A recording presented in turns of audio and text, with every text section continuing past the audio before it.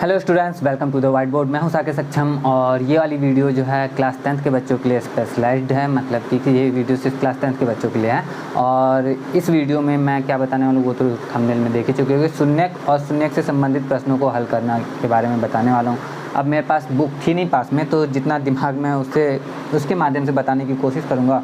और हाँ, कुछ प्रीवियस ईयर के क्वेश्चंस हैं जो सॉल्व करवा के बता भी दूंगा कि ताकि तुम्हें पता चल जाए कि हाँ, इस तरह से क्वेश्चन आते हैं एग्ज़ाम में और इस तरह से इन्हें सॉल्व हम कर सकते हैं। तो चलो सीधे वीडियो पे आते हैं, क्योंकि ज़्यादा टाइम वेस्ट करेंगे तो हमारा जो है ना वीडियो लंबा हो जाएगा। वीडियो लंबा हो जाएगा तो डेटा ज़्यादा खर्च होगा अपलोड करने में। तो देखो, शून्यक के बारे में बताते हैं। शून्यक और मूल, ठीक है।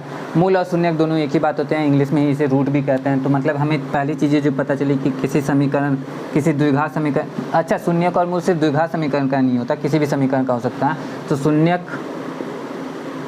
मूल, इंग्लिश में रूट भी कहते हैं, रूट, ठीक है। रूट एक ये भी होता है, करनी वाला भी रूट होता है, जिसको इस तरह से लिखते हैं, मालूम है ना। लेकिन ये वो रूट नहीं है। शून्यक को भी, मतलब मूल और शून्यक को भी रूट कहते हैं, तो ये भी ध्यान में रखना है। और अगर इंग्लिश मीडियम से कोई नाता नहीं है तो फिर मूल और शून्यक तो समझ ही रहे हो। तो किसी समीकरण, जैसे मान लो मैं यहाँ पे एक लिखता हूँ समीकरण x² - 25 = 0। अब ये जो लिखा है, इस समीकरण की घात 2 है। तो इसके, जब किसी समीकरण की घात 2 होती है तो इसके 2 मूल होते हैं, 2 हल हो सकते हैं, 2 शून्यक। क्यों 2 हल हो सकते हैं? क्योंकि अब इसमें देखो, समझ लो, शून्यक और मूल दोनों जो होते हैं ना, समीकरण के हल को कहते हैं। समीकरण के हल को शून्यक या मूल कहते हैं, हल को कहते हैं, समझ लिया ना। यानी कि इसमें इस समीकरण का हल क्या हो सकता है? x का कोई एक मान आएगा जिससे ये समीकरण हल हो जाएगा, तो उसे ही कहेंगे। और शून्यक क्यों कहते हैं ये भी समझ लो, क्योंकि x का वह मान जिसे इस समीकरण में रख दिया जाए तो ये शून्य आ जाए, इसका वैल्यू कितना आ जाए? शून्य आ जाए, इसलिए इसे शून्यक भी कहते हैं। तो एक बार फिर से आराम से बोल के बता देता हूँ। शून्यक या मूल समीकरण के हल को कहते हैं। इसे मूल कहते हैं क्योंकि ये समीकरण का कुछ हल हो रहा है। शून्यक क्यों कहते हैं? क्योंकि उसका मान रखने पे, x का मान अगर हम रखेंगे तो वो क्या हो जाएगा ना, कि इसका वैल्यू 0 के बराबर हो जाएगा, इसलिए इसे शून्यक भी कहते हैं, ठीक है। तो अब समझते हैं कि कैसे इसको हल करते हैं और कैसे इसका हल। अभी मैंने बोला कि घात समीकरण की 2 है, x की घात 2 है तो इसका 2 हल होगा। अगर x की घात 1 होती, जैसे मैंने लिखा x - 3 = 0, तो x में से 3 घटाने पे 0 आता है, यानी x का मान जो है 3 माइनस में उधर जाके प्लस में होगा, x का मान आ गया 3। यहाँ पे एक ही हल आया क्योंकि घात समीकरण की 1 थी। जब 2 घात हो गई तो हल 2 हो जाएगा। तो चलो 2 घात वाले का हल 2 कैसे होगा ये भी समझ लेते हैं। यहाँ पे x² - 25 लिखा हुआ है बराबर 0, तो x² बराबर हमें मिलेगा 25 और x बराबर हमें मिलेगा रूट में 25, और रूट में 25 यानी कि इसका वर्गमूल करना है। 25 का वर्गमूल क्या आता है? तो यूजुअली हम लोग 5 लिखते हैं और कई जगहों पे हम लोग +-5 भी लिखते हैं। तो यहाँ पे इसका हल +-5 लिखना अनिवार्य हो जाता है, क्योंकि ये यहाँ पे मूल पता करने की बात हो रही है। इसके 2 मूल आए, एक तुम्हारा +5 और एक तुम्हारा -5, यानी कि इसके 2 शून्यक हैं। 2 शून्यक कैसे? 2 शून्यक इस तरह से, क्योंकि इस x का मान यहाँ पे रखते हैं अगर 5, तो भी ये 0 हो जाएगा, शून्य हो जाएगा, इसलिए ये इसका शून्यक है। x का मान अगर यहाँ रखते हैं -5, तो -5 का स्क्वायर 25 होगा, 25 में से 25 घटाएंगे फिर से शून्य हो जाएगा, तो ये भी इसका शून्यक है। तो इस तरह से ये दोनों इसके शून्यक हैं। अब यहाँ पे x का मान हमने निकाला इस प्रोसेस से, तो ये दोनों x के हल आए हैं। तो x के 2 हल हमें प्राप्त हुए हैं, तो ये जो है इसके मूल भी हो गए। तो मूल को ही शून्यक कहते हैं, शून्य को ही मूल कहते हैं, और इस तरह से हल करते हैं। ये तो हो गया सिंपल सा बात, इंट्रोडक्शन समझ लो एक तरह से मूल और शून्यक का। अब आगे आते हैं कि द्विघात समीकरण में शून्यक क्या होते हैं, शून्यकों का क्या क्या कॉन्सेप्ट होता है, वो सब कुछ डिटेल में समझते हैं कि कोई द्विघात समीकरण किस रूप में हमें मिलता है, ठीक है। तो सामान्य समीकरण जो होता है वो इस रूप में मिलता है, ax² + bx + c = 0। यह है द्विघात समीकरण। यहाँ पे x का कोई मान, b का भी, a, b और c का कोई भी मान हो सकता है। 1 2 3 4 से रिलेटेड गिनती की अचर पद होते हैं ना ये सारे, a, b और c, कोई भी गिनती की संख्या हो सकती है, कोई भी संख्या हो सकती है। और x² लिखा हुआ है, यहाँ bx लिखा हुआ है, तो ये इस तरह से ये द्विघात समीकरण का होता है। तो अब इसमें मूल क्या हो सकते हैं? तो किसी द्विघात समीकरण में, ये द्विघात समीकरण है ना, ये इसी रूप में रहता है हमेशा। इसका एक और रूप लिख सकते हैं इस तरह से कि दूसरा रूप से ऐसे समझ लो कि इसमें शून्यकों का योग भी होता है और शून्यकों का गुणन भी होता है, शून्यकों का गुणन। तो शून्यकों का योग और शून्यकों का गुणन क्या होता है? तो द्विघात समीकरण अगर तुम्हें इस रूप में कोई द्विघात समीकरण दिख रहा है, ठीक है, तो यहाँ पे शून्यकों का जो योग होता है वो होता है -b/a और शून्यकों का जो गुणन होता है वो होता है c/a, ठीक है। जहाँ पे -b क्या है? x का गुणांक है, तो इसको इस तरह से भी हम लिख के रखते हैं, माइनस में x का गुणांक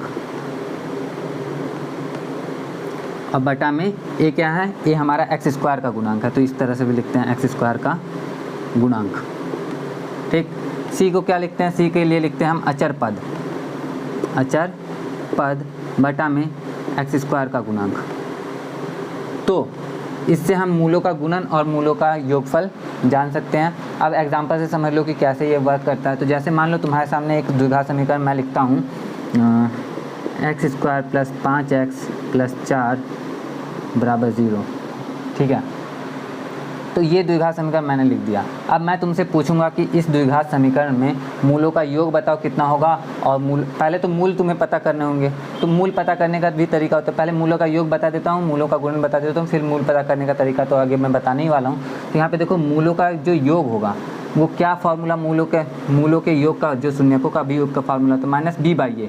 तो b यहाँ पे क्या है? इसकी तुलना इससे जब करते हैं ax², पहले तो इसको ax² + bx + c = 0 से तुलना कर देते हैं। तुलना करने के बाद हमें a का मान मिलता है 1, क्योंकि x² में a से गुना हो रहा है और इसी से x² में किसी से गुना नहीं हो रहा, मतलब 1 से गुना हो रहा है, ठीक है। दूसरा हमें b का मान मिला 5, क्योंकि इधर x का गुना b से हो रहा है और x का गुना 5 से हो रहा है। तीसरा हमें c का मान मिला 4। अब मूलों का जो योग होता है, अगर मान लेते हैं कि इसके मूल अल्फ़ा और बीटा हैं, मान लिया कि इसके मूल, और अगर नहीं भी मानते हैं तो शून्यकों का योग या मूलों का जो योग होगा फॉर्मूला क्या होता है? -b/a। तो -b/a जब हम रखते हैं तो b का मान 5 था, तो माइनस में 5/1 ये हो गया हमारा मूलों का योग। दूसरा है हमारा मूलों का गुणन, तो मूलों का गुणन हो जाएगा हमारा c/a यानी कि 4/1। तो ये -5 होगा और ये 4 होगा, ठीक है। तो अब समझ लो कि कैसे ये वर्क किया, कैसे ये आया, करके देख लेते हैं इसको। एक बार इरेज करता हूँ, इसके मूल को ज्ञात करते हैं। मूल ज्ञात करने का भी तरीका देखना फटाफट से। मूल पता करने के 2 तरीके हैं। जैसे मान लो ये समीकरण हमारे सामने लिखा हुआ है ना, अब ये समीकरण अगर हमारे सामने लिखा हुआ है तो इसके मूल को पता करने का 2 तरीका है समीकरण को हल करना। पहले तो इसका गुणनखंड करके हम हल कर सकते हैं। दूसरा तरीका ये है हमारे पास कि मतलब अब हल करना है, गुणनखंड करके हल करना है, या फिर मध्य पद को विभक्त करके हल करना है, या फिर एक और तरीका होता है, वो होता है x बराबर -b + -√b² - 4ac/2a। x का मान निकाल के रख देता है ये, ठीक है। तो किसी भी तरीके से हल करेंगे, हमारा मूलों का योगफल और मूलों का गुणनफल हमारा इतना आना चाहिए। तो पहले हम मूल निकालना सीख रहे हैं ना, तो -5 और 4 आया था ना, मूलों का योगफल आया था, यानी अल्फ़ा + बीटा बराबर आया था -5 और अल्फ़ा × बीटा बराबर आया था 4। तो अब x का मान निकालना, x का जो मान होता है, देखो अभी थोड़ी देर पहले मैंने बोला था कि x का जो मान होता है वही तो मूल होते हैं, वही तो होते हैं ना मूल। तो चलो मूल देखते हैं इसमें, ये इस तरीके से कैसे आ सकते हैं मूल। -b यानी कि -5, ठीक है, ±√b² यानी कि 5 का स्क्वायर -5 का स्क्वायर 25 हो जाएगा, -4ac। तो 4a कितना है हमारा? 1 है, तो 1 ही हो जाएगा, और c 4 है, तो 4 4 = 16 बटा में 2a यानी कि 2 ही रह जाएगा, क्योंकि a तो हमारा 1 है। कैलकुलेट करते हैं आगे, -5 ±√9/2।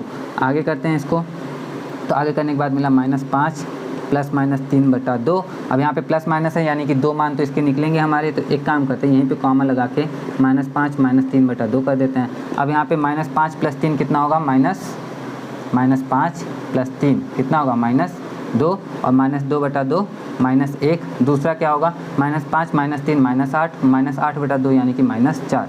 अब x के 2 मान हमारे आ गए, यानी कि इसके शून्य क्या होगा? ये दोनों शून्य हो गए, इसके ये दोनों मूल हो गए इसके, इस समीकरण के। और मूलों का योगफल हमारा -5 आया था, तो क्या इन दोनों का योगफल -5 होता है? जोड़ के देखो तो -1 + -4, -1 में -4 जोड़ा -5, यानी मूलों का योगफल हमारा सही आया था उस तरीके से। दूसरा है मूलों का गुणनफल भी देख लो, तो मूलों का गुणनफल 4 आता है, तो -1 में -4 का गुना करो तो 4 आ ही जाता है। तो इस तरह से मूलों का गुणनफल भी आ गया।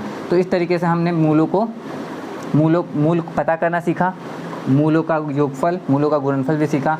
एक और चीज़ तरीके से सीख सकते हैं इसको कि अगर मान लो ये फॉर्मूला नहीं याद है तो उस कंडीशन में हम क्या कर सकते हैं, मध्य पद को विभक्त करके भी हम मूल इसके पता कर सकते हैं। जैसे एक्स स्क्वायर प्लस, अब यहाँ पे सी का मल्टीप्लाई ए में करते हैं, तो सी का ए में मल्टीप्लाई किया तो हमारा 4 आया। तो हम इसको ना ऐसे विभक्त करते हैं, ऐसे तोड़ते हैं। सी का ए में मल्टीप्लाई करने का मतलब है कि अंतिम वाला जो 4 है ना, अंक जो है यहाँ पे जो अंक है 1, उससे गुना किया तो 4 आया। तो इसको ऐसे तोड़ते हैं कि इसका भी गुना करने पे 4 आ जाए और जोड़ने या घटाने पे 5 पूरा कंप्लीट हो जाए। तो 5x को हम लिख सकते हैं 4x plus x, 4x plus x 5x हो जाएगा, और 4 और x का जब गुना करेंगे तो गुणनफल तो हमारा अंकों में 4 ही रहेगा ना। आगे बराबर में 0, आगे जब इसमें से x कॉमन लेते तो मिलता है x प्लस 4, इस x को कॉमन लिया तो यहाँ पे बचा x प्लस ये 4, इसमें से 1 कॉमन लिया तो यहाँ भी मिला x प्लस 4, बराबर में 0 है। अब x प्लस 4 प्लस के दोनों तरफ है तो हम x प्लस 4 को कॉमन लेते हैं तो हमें मिलता है इधर से x, इधर से प्लस 1, बराबर में 0। अब देखो ये वाला 0 आ रहा है, ये वाला भी 0 आ रहा है, इन दोनों का गुना करने पे 0 आ रहा है। तो अगर दोनों को गुना करने पे 0 आता है तो हो सकता है कि ये 0 हो। तो अगर ये वाला पार्ट 0 होता है तो x का वैल्यू कितना आएगा, -4। अगर ये वाला पार्ट 0 होता है तो x का वैल्यू कितना आएगा, -1। इस तरह से भी x के मान -4 और 1 आए। x का जो मान होता है वही तो मूल होते हैं ना, तो मूल जब यही हैं तो मूलों का योगफल हमारा फिर से -5 और मूलों का गुणनफल 4 आएगा। इसमें और किस तरह से क्वेश्चन आ सकते हैं वो भी देख लो फटाफट से। उम्मीद करता हूँ कि इसमें समझने में कोई दिक्कत नहीं आई होगी।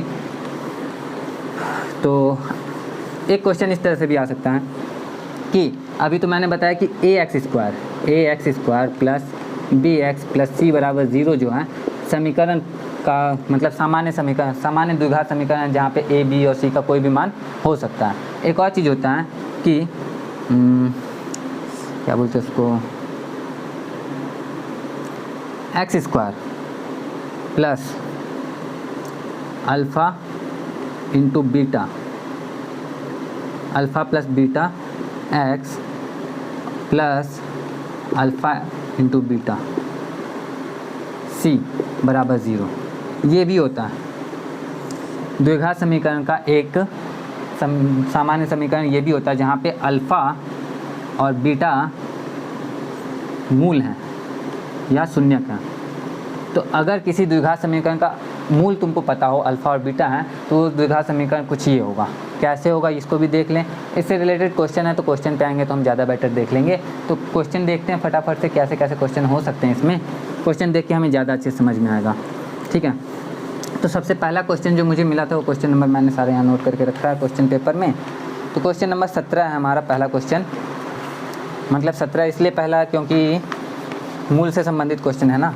तो लिखा है यदि अल्फ़ा तथा बीटा द्विघात समीकरण के मूल हैं, अब जैसे मान लो X square minus 3 root 3 X minus 12 बराबर 0 के मूल क्या हैं, अल्फ़ा और बीटा हैं, ठीक है। तो alpha plus beta minus root 3 बराबर क्या होगा ये पूछा है। देखो समीकरण क्वेश्चन को ध्यान से समझना कि ये एक द्विघात समीकरण है और इसके मूल अल्फ़ा और बीटा हैं। तो alpha plus beta minus root 3 क्या होगा ये पूछ रहा है। सबसे पहले अल्फ़ा प्लस बीटा को देखो, अल्फ़ा प्लस बीटा यानी कि मूलों का योगफल। अब इस समीकरण को ax square plus bx plus c बराबर 0 से तुलना करेंगे। तो तुलना करने पे हमें a का मान क्या मिलेगा, कुछ नहीं, a का मान मिलेगा 1, क्योंकि एक्स स्क्वायर का गुना सिर्फ किसी से नहीं हो रहा है, इसमें एक्स स्क्वायर का गुना a से हो रहा था। तो a बराबर 1, b का मान जो हमें मिलेगा वो क्या मिलेगा, तो x का गुना b से हो रहा है, यहाँ पे x का गुना -3√3 से, क्योंकि ये प्लस में माइनस में तो इसका जो वैल्यू होगा माइनस में 3√3 हो जाएगा, ठीक है।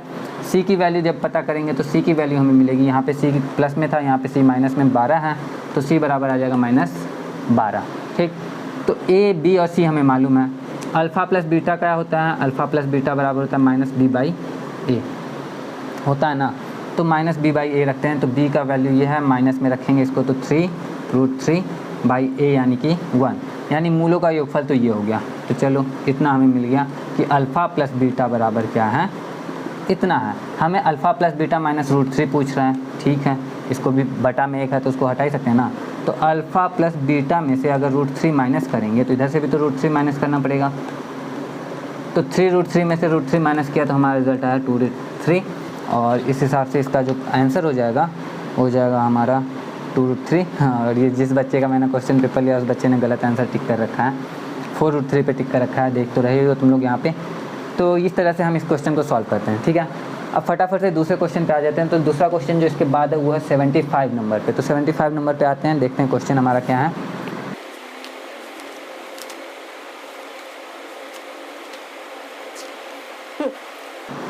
क्वेश्चन है हमारा शून्यक 2 8 वाले बहुपदों की संख्या होगी। इंटरेस्टिंग क्वेश्चन है, पढ़ के देखो कितना समझ में आता है।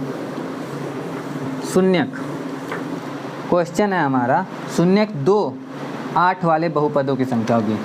शून्यक मतलब जानते हो, मूल को ही शून्यक कहते हैं। शून्यक क्या क्या हैं, 2 हैं और 8 हैं, यानी 2 शून्यक हैं।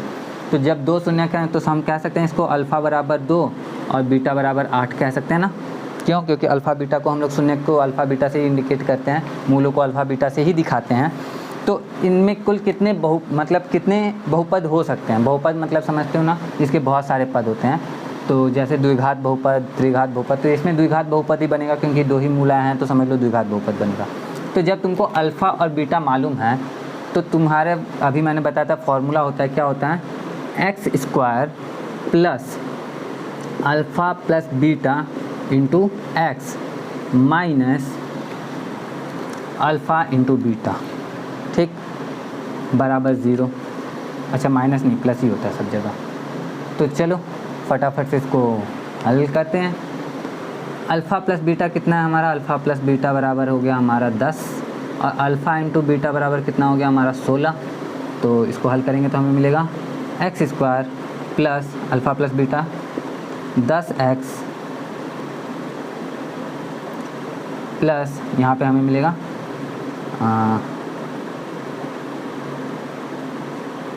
अल्फ़ा इंटू बीटा 16 बराबर 0। तो यहाँ पे कुल कितने, अच्छा यहाँ पे कुछ गड़बड़ हो गई लगता है, देखो ध्यान से समझना। इसमें अब इसको अगर हल करेंगे तो हमारा मूल तो 2 और 8 आना चाहिए ना। तो हल करके देखो अगर क्या आता है, तो हमारा आता है x² plus 8x plus 2x plus 16 बराबर 0, और x कॉमन लिया तो x प्लस 8 प्लस 2 कॉमन लिया तो मिला x प्लस 8 बराबर 0। इस तरह से हमारे सामने आया x प्लस 8 कॉमन और x प्लस 2 बराबर 0, और x का मान हमारा किस में आ गया, -8 और -2। लेकिन हमारा तो 2 और 8 था, माइनस में था नहीं। इसका मतलब कि ये जो फॉर्मूला मैंने लिख दिया ये गलत लिख दिया है, और यहाँ पे होना चाहिए था माइनस। तो अगर यहाँ पे माइनस हो, ठीक, तो यहाँ पे भी माइनस हो जाएगा, और यहाँ पे माइनस होगा तो यहाँ पे माइनस वाला कॉमन मिलेगा, यहाँ पे -2 कॉमन होगा, और -2 कॉमन होगा तो यहाँ पे हमें माइनस लिखना पड़ेगा, तभी तो माइनस माइनस प्लस होगा ना। और इस हिसाब से हमारा आएगा -8 और -2, ठीक, और ये सही आएगा तब हमारा सही। तो यहाँ पे शुरू में भी मैंने जो बताया था, शुरू में भी वहाँ प्लस की जगह माइनस होगा, बस इसको ध्यान में रखना। देखो मैंने लास्ट टाइम बुक में देखा नहीं कभी, तो ध्यान में नहीं था, इस वजह से ऐसा हो गया। लेकिन जब जानकारी होती है तो तुम्हें पता है, मिल जाता है अपने से, तो इस तरह से तुम पहुँच सकते हो यहाँ तक कि मतलब जैसे होता है ना कि अगर तुम्हें डिवीज़न किया तो उसे मल्टीप्लाई करके अपने आप को चेक कर सकते हो कि तुम्हारा सही है गलत है। तो ये भी बिल्कुल वैसा ही था। तो फटाक से तुम देखो कि यहाँ पे x² minus alpha plus beta into x plus alpha into beta बराबर 0 आएगा। अब मैं चाहता तो ये अलग चीज़ें कट कर सकता था, लेकिन देखो नहीं कर रहा हूँ, तो समझ लो यार, टाइम लगता है, मेहनत लगती है ना, इसलिए नहीं कर रहा हूँ। तो समझ लो कि कर लेना, तुम लोग एडजस्ट कर लेना थोड़ा सा, ठीक है। आगे बढ़ता हूँ मैं। तो यहाँ पे हमें क्या मिल गया कि शून्यक अगर 2 8 हैं तो बहुपद हमारा क्या आया, बहुपद आया ये। और इसके अलावा और कोई बहुपद, और किसी बहुपद के मूल 2 और 8 हो सकते हैं क्या? तो बहुपद के मूल अगर 2 और 8, और किसी बहुपद के मूल अगर 2 और 8 हो सकते थे तो और कोई बहुपद भी आता, लेकिन यही बहुपद आया। यानी कि शून्यक 2 8 वाले बहुपदों की संख्या कितनी होगी? तो सिर्फ एक, 1 एंड ओनली, ठीक है, यही, ठीक है। अब अगले क्वेश्चन पे आते हैं।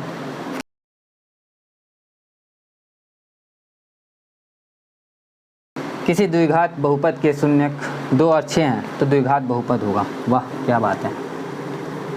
तो 76 नंबर का क्वेश्चन है हमारा, किसी द्विघात बहुपद के शून्यक 2 और 6 हैं, यानी अल्फ़ा बराबर 2 है और बीटा बराबर 6 है, ठीक है। तो द्विघात बहुपद क्या हो सकता है? तुम्हें मालूम है अल्फ़ा प्लस बीटा, तो पहले कर दो 8, अल्फ़ा इंटू बीटा भी कर दो 6 दूनी 12, ठीक है। द्विघात बहुपद का फॉर्मूला क्या होता है, एक्स स्क्वायर, और इस बार तो फॉर्मूला गलत लिखेंगे नहीं हम लोग, minus alpha plus beta into x plus alpha into beta बराबर 0। ये द्विघात समीकरण हमारा आएगा। अब बराबर में 0 कभी रहता है कभी नहीं भी रहता है, तो वो अपने सिचुएशन की बात है, लगाना नहीं लगाना। अभी देख लो यहाँ पे, इसको पहले सॉल्व करते हैं। तो एक्स स्क्वायर तो हमारा होगा माइनस में अल्फ़ा प्लस बीटा यानी कि 8x हो जाएगा, प्लस में अल्फ़ा इंटू बीटा यानी कि 12 बराबर 0। तो ये क्या हमारे ऑप्शन में है कहीं पे, x square minus 8x plus 12, तो ये है हमारा ऑप्शन नंबर डी में, और ऑप्शन नंबर डी हमारा राइट आंसर हो जाएगा। और इतनी ही आसानी से तुम लोग क्वेश्चन को सॉल्व कर सकते हो। तो उम्मीद करता हूँ कि समझ में आ रहा होगा, ये भी उम्मीद कर सकता हूँ कि मज़ा आ रहा हो शायद। अगर अभी तक वीडियो को देख पाए हो तो कमेंट करके ज़रूर बताना कि हाँ इतना देर तक वीडियो को देख पाए हो। अब मैं क्वेश्चन नंबर बताता हूँ 77, ठीक है। यहाँ पे क्वेश्चन नंबर 77 जो है Y square plus 16y plus 55 के शून्यक हैं। देखो 77 नंबर क्वेश्चन जो है वो है Y square plus 16y plus 55 के शून्यक हैं, यानी कि शून्यक। अब यहाँ पे शून्यकों का मान नहीं पूछ रहा है, यहाँ पे बस बोल रहा है शून्यक क्या है, दोनों ऋणात्मक हैं, दोनों धनात्मक हैं, एक धनात्मक दूसरा ऋणात्मक है या फिर समान है। तो चलो हल करके देख लेते हैं। शून्यक निकालने का 2 तरीका मैंने बताया, एक मध्य पद को विभक्त कर दो, दूसरा माइनस एक्स बराबर लिखते हैं, इसमें वाई बराबर लिख सकते हैं। वाई बराबर क्या लिख सकते हैं, minus B plus minus root under B square minus 4ac बटा 2a। इस फॉर्मूले से भी तो मध्य पद विभक्त करने वाला मुझे ज़्यादा अच्छा लगता है, तो मैं वो यूज़ करूँगा, क्योंकि इसमें एक तरफ से तुमको फॉर्मूला याद रखना पड़ता है, उसमें ऐसे ही विभक्त हो जाता है। तो अब देखो इसको कैसे करते हैं, मध्य पद को विभक्त कैसे करते हैं। सबसे पहले जो किनारे में तुम्हारा 55 लिखा हुआ है, इसको फर्स्ट पहले पद से गुना करो। तो 55 का वाई स्क्वायर में गुना करेंगे तो 55 वाई स्क्वायर आ जाएगा, ठीक है। अब ऐसे अंकों का भी सिर्फ गुना कर सकते हो वाई स्क्वायर को इग्नोर करके, लेकिन जैसे मर्जी वैसे करो, ज़्यादा बेटर रहेगा। तो अगर अंकों का गुना करोगे तो 55 आएगा, नहीं तो 55 वाई स्क्वायर आ जाएगा, ठीक है। अब मध्य पद को, इसको 16 को ऐसे विभक्त करना है कि जोड़ने या घटाने पे तो हमारा 16y आए, लेकिन गुना करने पे हमेशा क्या आए, या तो 55 आए या 55 वाई स्क्वायर आए। मतलब अगर अंकों का गुना करना है तो 55 आएगा, नहीं तो वो 55 वाई स्क्वायर आ जाएगा अगर पूरा गुना कर रहे हैं तो 16 को हम करते हैं, अगर जैसे देखो तो 16 को मैं लिख सकता हूँ 11 प्लस 5 में। तो 11 प्लस 5 में लिखूंगा तो 11 5 16 हो जाएगा, और 11 5 55 आ जाएगा। यानी जोड़ने पे 16 आ गया और गुना करने पे हमारा 55 आ गया। तो बस बात खत्म है भाई, हमारा काम तो यहीं पे हो गया। हम इसको विभक्त करेंगे। अच्छा 55 वाई स्क्वायर कैसे आएगा, तो अब 16 को 11 और 5 में जब तोड़ा है हमने, तो किनारे में इसके y भी तो है ना, तो 11y प्लस 5y ही होगा ना, और इन दोनों का मल्टीप्लाई करेंगे तो 55 वाई स्क्वायर ही आएगा। तो अगर तुम 55 वाई स्क्वायर लिखते हो या सिर्फ 55 लिखते हो, उसमें कोई बड़ी बात नहीं है, दोनों में से कुछ भी लिख सकते हो, सिर्फ समझ का अंतर है और कोई बात नहीं है। तो आगे इसको हम करते हैं तो मिलता है Y square plus 11y plus 5y plus 55, ठीक है। अब y कॉमन लेते हैं तो y प्लस 11 मिलता है, प्लस में से 5 कॉमन ले लेते हैं यहाँ पे से, तो y प्लस 11 इधर भी मिलता है। दोनों तरफ से हम क्या ले लेते हैं, तो y प्लस 11 दोनों तरफ से कॉमन ले लेते हैं, तो हमें मिलता है y प्लस 5। अब यहाँ पे है, इसमें बराबर में 0 नहीं लिखा हुआ था, लेकिन जब भी किसी बहुपद का शून्यक निकालने के लिए दिया जाता है तो शून्यक तो तभी निकलेगा ना कि वह मान, y का वह मान जिससे ये पूरा का पूरा क्वेश्चन क्या हो जाए, शून्य हो जाए। तो शून्य का तभी होगा, तो जब बराबर में शून्य रहेगा तभी तो शून्य होगा ना, तभी तो निकालेंगे शून्यक। तो बराबर में 0 हम अपने मर्जी से भी यूज़ कर लेते हैं। तो अब अगर इन दोनों का गुना होने पर 0 आ रहा है, तो हो सकता है कि ये वाला पार्ट क्या हो, 0 हो, तभी तो ये इससे में गुना होकर 0 हो गया। तो अगर ये वाला पार्ट 0 है तो y का मान कितना हो सकता है, -11। अगर ये वाला पार्ट 0 है तो y का मान कितना हो सकता है, -5। इस तरह से हमारे जो मूल आए हैं, हमारे जो शून्य क्या हैं, दोनों के दोनों क्या आए हैं, ऋणात्मक। और इस क्वेश्चन का जो राइट आंसर होगा 77 नंबर का, वो होगा ऑप्शन नंबर ए, जो कहता है कि इस बहुपद के जो मूल हैं दोनों ऋणात्मक हैं, ठीक है। और अब हम बढ़ते हैं आगे क्वेश्चन नंबर 78 की तरफ। देखो इस चैप्टर की इम्पोर्टेंस तुम लोग ऐसे भी समझ सकते हो कि एक ही क्वेश्चन पेपर में कितने सारे क्वेश्चन हैं। अभी तो सिर्फ ऑब्जेक्टिव आ रहे हैं, 78 के बाद जो ये 3 क्वेश्चन लिख रखे हैं ना, 20, 22 और 30, ये सारे ऑब्जेक्ट मतलब सब्जेक्टिव हैं, ऑब्जेक्टिव नहीं है। तो 78 को देख लेते हैं। पहले लिखा हुआ है हमारा 2x square plus 5x minus के शून्यक एक दूसरे के व्युत्क्रम है। इसके जो भी शून्यक हैं, अब यहाँ पे k का मान दे दिया, अब बोला इसके जो शून्यक हैं अल्फ़ा एंड बीटा, मान लेते हैं अल्फ़ा बीटा इसके शून्यक हैं। तो तो इसके जो शून्यक हैं वो एक दूसरे के व्युत्क्रम हैं, तो k का मान क्या होगा। व्युत्क्रम मतलब जानते होगे ना, व्युत्क्रम ऐसी संख्या को कहते हैं, जैसे मान लो कि 3 का व्युत्क्रम होता है 1/3। दो ऐसी संख्याएं जिनको गुणा करें तो गुणनफल कितना हो जाए, 1 हो जाए, तो उसे व्युत्क्रम कहते हैं एक दूसरे का। तो 3 का 1/3 में गुणा करेंगे तो ये 1 हो जाएगा, यानी कि ये इसका व्युत्क्रम है। अगर 2/3 का व्युत्क्रम तुम्हें पता करना है तो 3/2 होगा, क्योंकि दोनों को गुणा करने पे 1 आ जाना चाहिए। ठीक है, तो अब व्युत्क्रम समझ गए। तो अब देखो अल्फ़ा और बीटा क्या है भाई, एक दूसरे के व्युत्क्रम है, यानी कि अल्फ़ा इंटू बीटा करेंगे तो क्या आएगा, 1 आएगा। लेकिन अल्फ़ा इंटू बीटा जब इसको हम लोग ax² plus bx plus c से तुलना करते हैं, तुलना है ना, तो तुलना करने पे हमें a का मान कितना मिल गया, 2, a का मान 2, b का मान कितना मिल गया, b का मान मिल गया 5, b का मान 5, क्योंकि x का जो गुणांक होता है वही b होता है, और c का मान मिल गया माइनस में k। और अल्फ़ा इंटू बीटा क्या होता है, मूलों का जो गुणनफल होता है वो होता है क्या, c/a। c कितना है, -k/2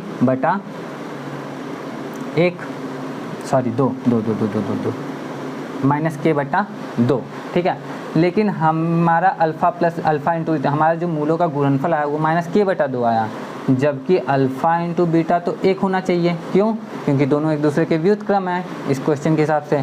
तो यानी कि हमारा मूलों का जो गुणनफल है ये वाला और ये वाला दोनों बराबर है, होना चाहिए, क्योंकि k का मान ही तो पता करना है ना हमें। तो उस हिसाब से -k/2 बराबर आ गया कितना हमारा, 1 -k, क्योंकि ये भी मूलों का गुणनफल है, ये भी मूलों का गुणनफल है, तो ये दोनों बराबर होंगे आपस में, और ये दोनों अगर आपस में बराबर हैं तो -k बराबर हो जाएगा हमारा 2 और k बराबर आएगा हमारा -2। और इस हिसाब से इस क्वेश्चन का जो राइट आंसर होगा वो होगा हमारा -2, ऑप्शन नंबर बी। उम्मीद करता हूँ समझने में किसी तरह की परेशानी नहीं हो रही होगी।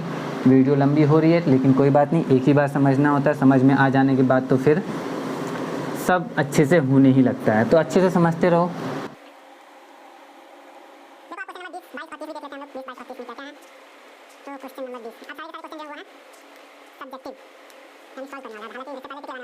देख लो इसको, 20 नंबर क्वेश्चन है, बहुपद 3x² माइनस x माइनस 4 के शून्यक ज्ञात करो। शून्यक ज्ञात करना है, आसान सा क्वेश्चन दे दिया ना। कैसे ज्ञात करेंगे, दो तरीका है, मैं एक ही तरीका यूज़ करूँगा। मैं मध्यपद देखूँगा पहले कि ये मध्यपद विभक्त करके हो पाता है कि नहीं। सबसे पहले इसका शुरू वाले में मल्टीप्लाई करो, तो 4 का 3 में गुना करेंगे तो आएगा 12 आएगा। x² भी लिख सकते हैं 12x², लेकिन 12 ही रहने देते हैं। अब x यहाँ पे x है, x का मतलब कि एक x तो है ही डेफिनेटली, एक से तो गुना हो ही रहा है। अब एक को क्या कर सकते हैं कि घटाने पे, जोड़ने पे तो एक आएगा नहीं, घटाने पे एक आ जाए और गुना करने पे 12 आ जाए। तो अगर एक को हम लिख सकते हैं 4 - 3, गुना करने पे 12 आ जाएगा, घटाने पे 1 आ जाएगा। तो चलो लिख दिया और करते हैं आगे हम इसे हल।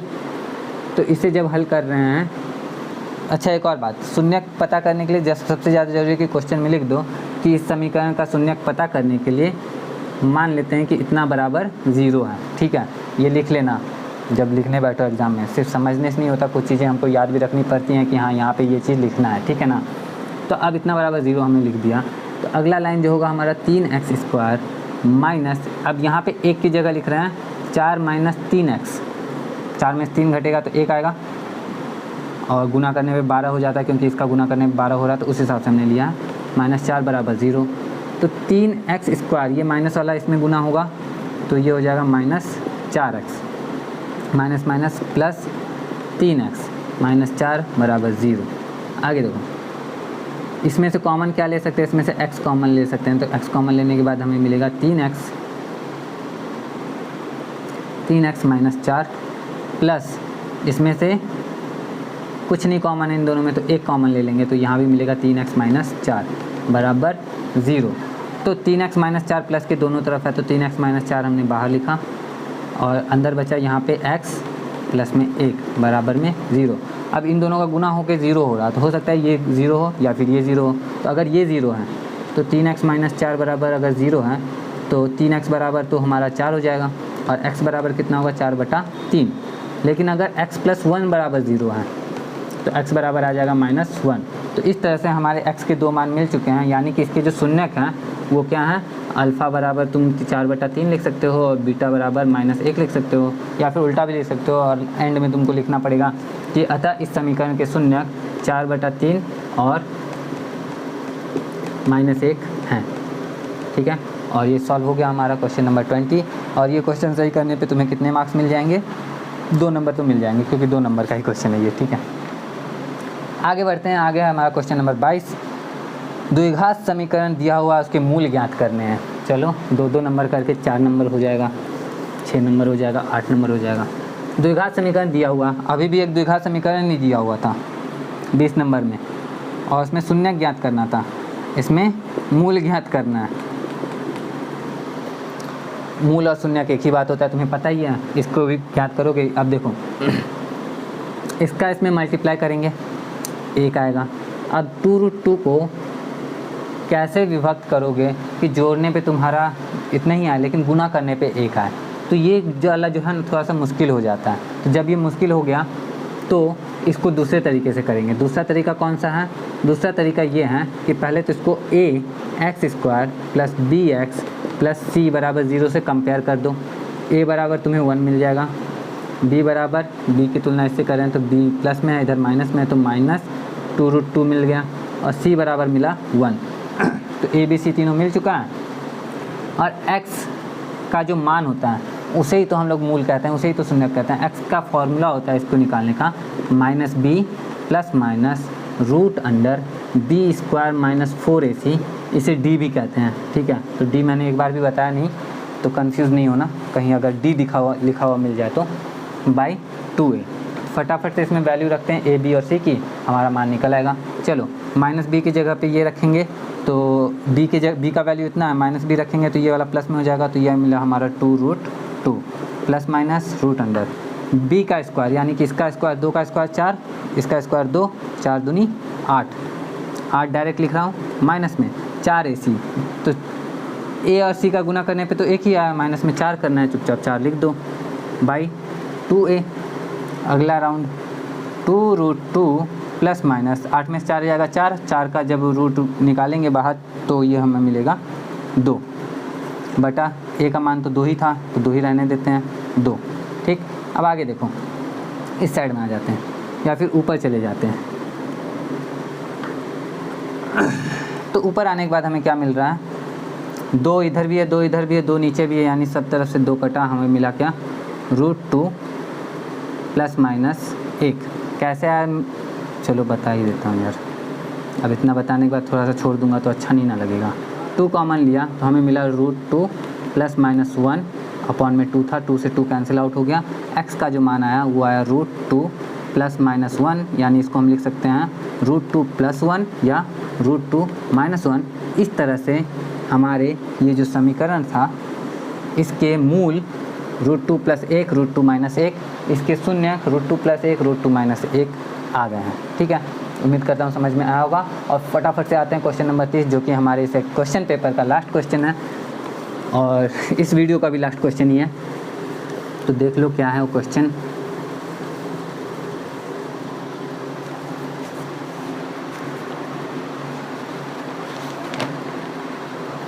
एक द्विघात बहुपद ज्ञात करें जिसके शून्यक दिए हुए हैं। देखो अल्फ़ा दिया हुआ है, अल्फ़ा बराबर शून्यक दिया हुआ है, मतलब कोई शून्यक दिया है √3 + 1 और बीटा बराबर दिया है √3 - 1। अब बोला द्विघात बहुपद बताओ।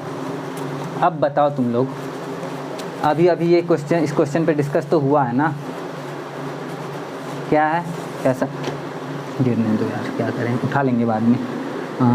अल्फ़ा और बीटा दिया हुआ है। सबसे पहले क्या करते हैं, अल्फ़ा प्लस बीटा पता कर लेते हैं। तो अल्फ़ा प्लस बीटा यानी कि √3 + 1 + √3 - 1, तो ये तुम्हारा कट गया, बचा 2√3। अल्फ़ा प्लस बीटा मिल गया। अल्फ़ा इंटू बीटा पे आ जाओ, तो √3 + 1 √3 - 1, यानी कि a + b into a - b, यानी a² - b², तो 3 - 1 बराबर 2।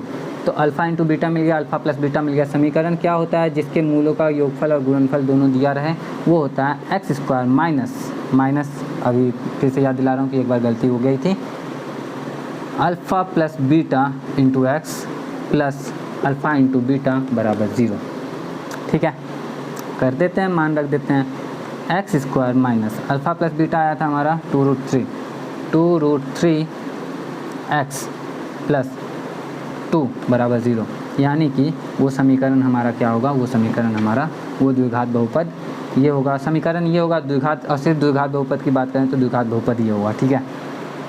तो इस तरह से सारा का सारा क्वेश्चन मैंने प्रीवियस ईयर वाला जितना भी था पिछले साल के एग्ज़ाम में आए हुए क्वेश्चन सारे सॉल्व हो चुके हैं। समझ में आया है तो वीडियो को लाइक, चैनल को सब्सक्राइब भी कर देना, क्योंकि क्लास 10th में पढ़ रहे हो और वीडियो अच्छा लगा हो तो शायद और भी वीडियोस अच्छे लगेंगे, और वीडियोस आएंगे तो तुम्हें मिलेंगे कैसे, चैनल को सब्सक्राइब करके रखोगे तो नोटिफिकेशन मिल जाएगा, तो इसलिए सब्सक्राइब कर लेना। अगर अगले साल इंटर में जाने वाले हो तो उससे रिलेटेड वीडियोस बना रहा हूँ, तो उसके लिए भी चैनल को सब्सक्राइब कर सकते रख सकते हो कि तुम पहले से ही तैयारी करते हुए आगे बढ़ सकते हो। तो बस आज के लिए मैं इतना ही रखता हूँ, मिलता हूँ नेक्स्ट वीडियो में। Till then take care of yourself because nobody will do it for you.